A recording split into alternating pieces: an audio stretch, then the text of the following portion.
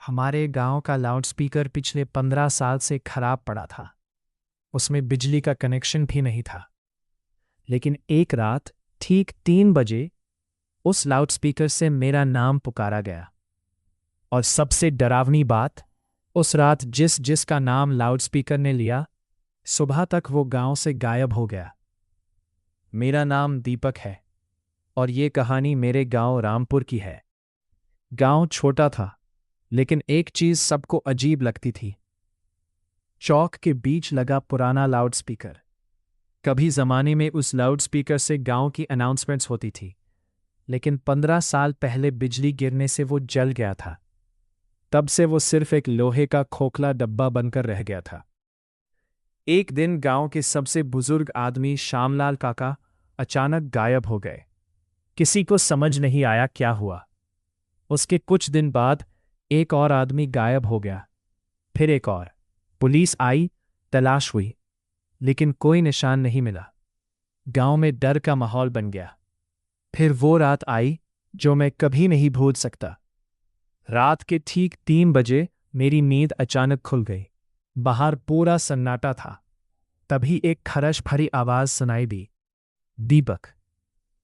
मैं उठकर बैठ गया। फिर दोबारा आवाज आई, दीपक।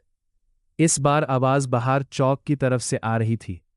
मैं खिड़की के पास गया और जो देखा उससे मेरी सांसें रुक गई।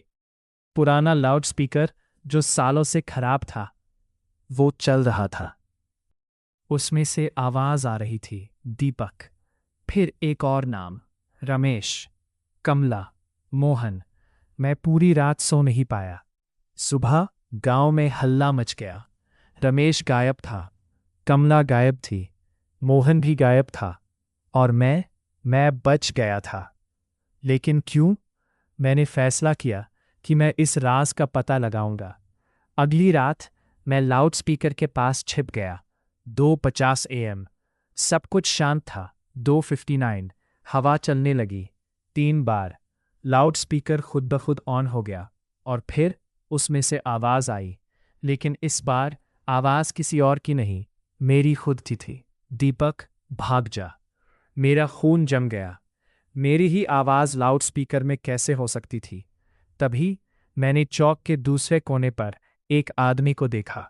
वो अंधेरे में खड़ा था और धीरे धीरे मेरी तरफ देख रहा था। मैं उसके पीछे भागा।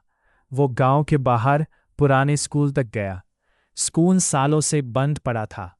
अंदर जाकर मैंने देखा, एक कमरे में पुराने टेप रिकॉर्डर रखे हुए थे और दीवार पर गांव के सारे गायब लोगों की तस्वीरें लगी थी। मेरा फोटो भी वहाँ था। नीचे लिखा था, अगला। मेरे हाथ कांपने लगे। तभी पीछे से आवाज आई, बहुत देर कर दी तुमने। मैं मुड़ा और सामने श्यामलाल काका खड़े थे।